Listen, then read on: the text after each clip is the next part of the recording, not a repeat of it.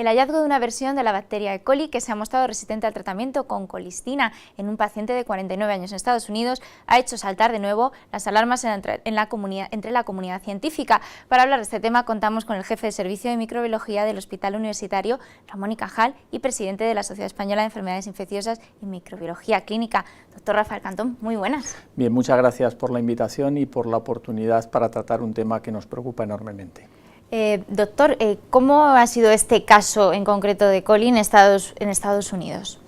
Bueno, en Estados Unidos el caso ha sido en un paciente que tiene una infección urinaria. Se ha aislado una cepa de Escherichia coli que tiene como particularidad la presencia de un gen MCR1 que produce o determina resistencia a la colistina.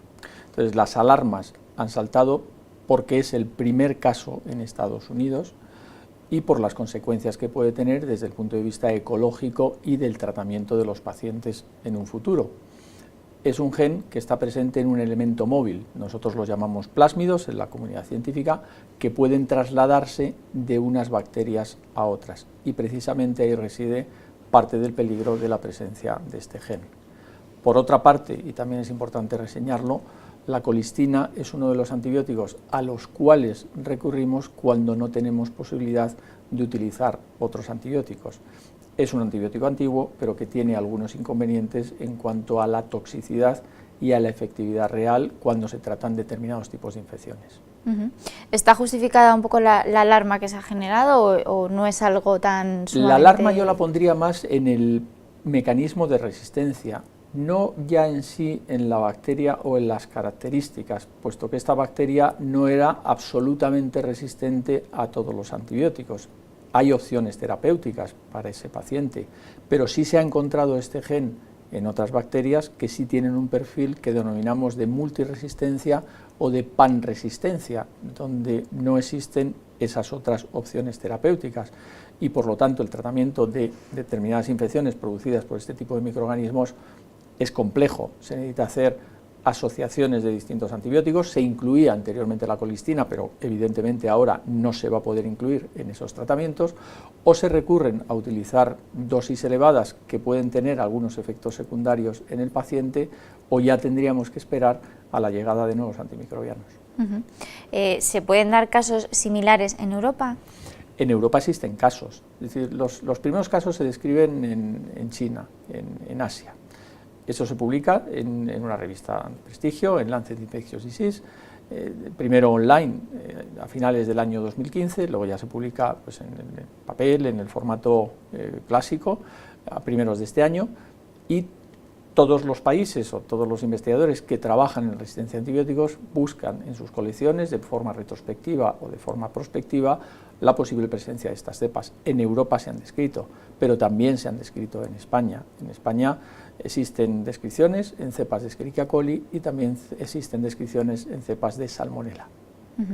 En cualquier caso, para lo que ha servido esto es un poco para reabrir ese debate de las resistencias a antibióticos, que es una cuestión que tiende a preocupar, ¿no? O que debería preocupar, y ponerse alguna herramienta para que se solvente o para no encontrarnos en la famosa era posantibiótica, ¿no? Sí, la preocupación la tenemos desde hace años, y la tenemos particularmente en España. España es un país que se caracteriza por tener un alto nivel de excelencia en investigaciones en enfermedades infecciosas, en microbiología clínica. Ocupamos el cuarto país en enfermedades infecciosas en producción científica y el sexto país a nivel mundial en microbiología clínica, pero desgraciadamente también ocupamos un nivel muy alto en los países en relación a las resistencias antibióticas. Hay una diferencia clara en los países norte-sur en Europa, los del norte tienen menos resistencia, los del sur tenemos más resistencia. Esto ha hecho que se haya puesto en marcha la redacción de un plan nacional de lucha contra las resistencias, que está liderado por la Agencia Española del Medicamento y Productos Sanitarios, en el cual estamos participando tanto microbiólogos como infectólogos, preventivistas, médicos de atención primaria, intensivistas, es decir, todos los profesionales sanitarios que tratamos a pacientes con infecciones estamos participando en él. Pero también está participando la propia industria farmacéutica y las empresas del diagnóstico. Es un plan nacional es un plan ambicioso, está ya en los últimos momentos de redacción, pero ya urge su puesta en marcha precisamente para atajar el problema de las resistencias que nos preocupa. Porque da la sensación de que las bacterias van a un ritmo más rápido de lo que hay de soluciones también en el mercado, ¿no? O de lo que sale. Sí, las bacterias tienen la facultad de dividirse, de procrear mucho más rápidamente que los humanos, ¿no? Y por lo tanto las cosas o los eventos suceden mucho más rápido en las bacterias que en los humanos, ¿no? Esto es una característica. Otra de las características es la presión selectiva que se hace sobre ellas con el uso de antibióticos, ¿no? Entonces muchas veces los pacientes cuando se tratan con un antibiótico piensan, no, es que me está haciendo un beneficio. Sí, le está haciendo un beneficio, pero también podría causar un perjuicio si el uso es inadecuado. Y ese uso inadecuado sobre el propio paciente no solamente va a ser sobre él, porque se pueden producir pues mutaciones en las bacterias que están produciendo las infecciones y por lo tanto desarrollarse resistencias o esa transferencia de los elementos móviles, sino que luego esa bacteria que es resistente a los antibióticos puede transferirse a otros individuos, a otros pacientes y quedarse de alguna forma en ese ruido de fondo de bacterias con las cuales convivimos que pueden emerger y producir resistencias en distintos pacientes. De hecho, una de las cuestiones que se está pidiendo o que se pretende incentivar también con estos planes que ya se están también pues intentando desarrollar en otros países es que se incentive la investigación por parte de la industria farmacéutica también para que salgan nuevos medicamentos al mercado, ¿no? Para intentar paliar estas resistencias que van surgiendo. Sí, yo creo que tenemos dos ejemplos claros de dos países que han trabajado quizás un poco por delante en las medidas, ¿no? Uno de ellos es Estados Unidos. El presidente Barack Obama lo dijo claramente, estableció un plan de actuación y puso a trabajar incluso a los órganos legislativos de su país. Y les pedía tres cosas. La primera de ellas es establecer estudios que nos pudiesen dimensionar el problema, es decir, ¿cuál es el problema real de resistencias? ¿Cuántas bacterias resistentes tenemos? ¿Cómo afecta a los pacientes? ¿Afecta a su mejor resolución de la infección o afecta realmente a la mortalidad del paciente? Lo segundo que puso encima de la mesa es que quería protocolos de mejor uso de los antibióticos, precisamente para evitar que se produjese esa escalada rápida de resistencia. Y el tercer punto, que es importante, es incentivar la investigación en nuevos fármacos que evitasen precisamente o que soslayasen mecanismos de resistencia anteriores, ¿no? Y están haciendo o han hecho los deberes. Hay un montón de actividades que se están realizando en Estados Unidos para precisamente atajar el problema de las resistencias. El segundo país es el Reino Unido. El Reino Unido tiene algunos problemas de resistencia, algunos han sido incluso superiores a España en algunas de las bacterias, como Staphylococcus aureus resistente a la meticilina, y esto hizo que se encargase también un informe a un grupo de trabajo que ha dado finalmente sus frutos, es el llamado informe O'Neill, donde también pone una serie de medidas que están muy en relación con las que se han realizado en Estados Unidos. Yo creo que eso es un modelo de trabajo. España está realizando esos deberes, está ya a punto de finalizarse la redacción de ese plan y en España ese plan será implementado, será puesto a punto, será desarrollado, por así decirlo, por las distintas comunidades autónomas. Esto no significa que España no esté realizando acciones para evitar la resistencia a antibióticos. A nivel de hospitales están las comisiones de antibióticos, las comisiones de control de infección. Es un tema que preocupa a todos los profesionales y se han desarrollado en los hospitales, muchas veces incentivados por las propias sociedades científicas, en el caso concreto de la nuestra, la Sociedad Española de Enfermedades Infecciosas y Microbiología Clínica, ha desarrollado protocolos de mejora de uso de los antimicrobianos, lo que denominamos los programas PROA, que lo que pretende es un trabajo multidisciplinar que haga reducir el porcentaje, el número de bacterias resistentes en beneficio de los propios pacientes. Cambiamos un poco de tercio, pero tampoco nos vamos muy lejos, porque entre el 30 y el 70% de las infecciones nosocomiales son evitables. ¿Qué medidas se pueden poner en marcha para evitarlas precisamente? Se están poniendo también en este Plan Nacional de Lucha con las Resistencias, hay un grupo de trabajo dedicado al control de la infección nosocomial.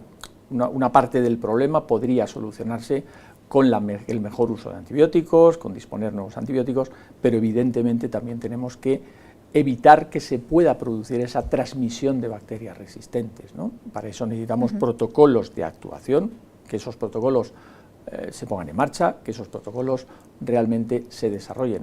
Hay algunas medidas realmente sencillas, yo creo que todos hemos oído de las campañas del lavado de manos.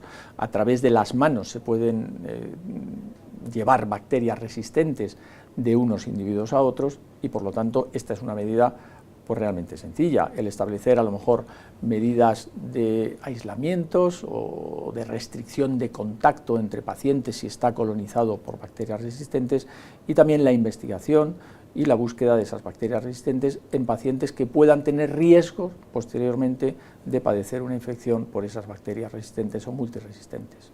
De manera que cuando el plan salga adelante también habrá una puesta, digamos, en escena de este tema en concreto, de IRAS y de... Se reforzará la lucha contra la infección, la transmisión de las bacterias resistentes. Nuevamente, insisto, esto no quiere decir que no se esté trabajando actualmente en España. En España, por supuesto, que se está trabajando en la lucha contra la infección. Las infecciones nosocomiales han disminuido en España de manera importante. Hay programas que han conseguido este efecto, pero estos programas podrían llegar a fracasar si tenemos una escalada nuevamente de bacterias multiresistentes. Precisamente a lo mejor tendríamos menos pacientes infectados, puesto que esas medidas de control estarían dando sus frutos, pero aquellos que están sufriendo estas infecciones las estarían sufriendo por bacterias mucho más problemáticas. En este sentido, los proyectos cero están haciendo una labor importante, ¿no? Los proyectos cero sería uno de los primeros puntos que estábamos diciendo y que ponía encima de la mesa en el gobierno de los Estados Unidos. Es conocer la dimensión del problema. La puesta a punto de los programas cero nos ha dado lugar a conocer y a dimensionar precisamente cuáles son las cifras de pacientes que pueden estar infectados, cuáles son los pacientes que están en mayor riesgo de estar colonizados por bacterias resistentes y que luego pueden producir estas resistencias, y poder establecer a dónde debemos dirigir esas medidas para precisamente atajar la resistencia a los antibióticos. Y en todo esto me imagino que será, como siempre, importante también medir resultados y tener registros, ¿no? Desde las UCI se están llevando, por ejemplo, a cabo el registro ENVIN, si no me equivoco. ¿Hay predisposición, digamos, a esta medición y a estos registros? Sí, ese es uno de los estudios, tiene una tradición ya en España, existe antes de los programas de resistencia cero, y que lo que nos permiten precisamente es medir el problema. Y además ha sido muy oportuno, ¿no? Porque el programa ENVIN ya existía, se implantan los programas cero y a través de ese programa ENVIN podremos medir cuáles han sido las consecuencias en beneficio de reducción de esas resistencias. Esto es como los programas de calidad, realmente tú tienes que medir el problema, tienes que establecer unas medidas para atajarlo y después tienes que volver a medir para ver si esas medidas han sido efectivas y si no establecer pues acciones correctoras. Bueno, pues ahora ya como presidente de SEIM tengo que preguntar en qué estado está el tema de la troncalidad, ¿no? Y de conseguir esa especialidad. Nosotros actualmente seguimos trabajando en dos líneas de la sociedad, en aspectos profesionales, que son fundamentalmente la creación de la especialidad de enfermedades infecciosas. En España no existe las enfermedades infecciosas, y luego el segundo aspecto es que no se incluya a la microbiología dentro de lo que es el tronco de laboratorio. ¿Por qué estamos trabajando en estas líneas? Uno de los hechos son el motivo de la entrevista. Es decir, necesitamos especialistas en enfermedades infecciosas para poder atajar, entre otros problemas del ámbito de la infección, aquellos pacientes que tienen infecciones complejas, realmente complejas, por bacterias multiresistentes. España se merece tener especialistas en enfermedades infecciosas como existen en el resto de los países. El Real Decreto de Troncalidad lo que establece es la formación de una ACE, un área de capacitación que consideramos absolutamente insuficiente para tener una formación reglada de nuestros propios especialistas. Y luego la otra línea en la que estamos trabajando es en que la microbiología no sea considerada una especialidad troncal dentro del tronco de laboratorio. Tal como se establece en ese Real Decreto de Troncalidad, serían 2 años de formación troncal y 2 años de formación específica en microbiología. Nuevamente, en la microbiología, con los problemas de la resistencia a antibióticos, con el cambio tecnológico al que estamos asistiendo, con la emergencia y reemergencia de nuevos problemas de patógenos que están produciendo infecciones, creemos que la formación sería insuficiente en esos 2 años. Y estamos pues hablando nuevamente con el Ministerio, no hemos dejado nunca de hablar con el Ministerio, estamos también pues hablando con los interlocutores de los distintos partidos políticos, vamos a ver los resultados futuros de cómo se forman pues los equipos de dirección, los equipos de gobierno, y bueno, pensamos que a través de esas nuevas iniciativas pues podamos invertir aquello que está ahora mismo con el Real Decreto de Troncalidad y veamos pues la especialidad de enfermedades infecciosas y que los microbiólogos tengan una formación completa. Pues así lo esperamos. Doctor Rafael Cantó, muchas gracias por haber estado en Salud TV de nuevo con nosotros. Muchas gracias a ustedes.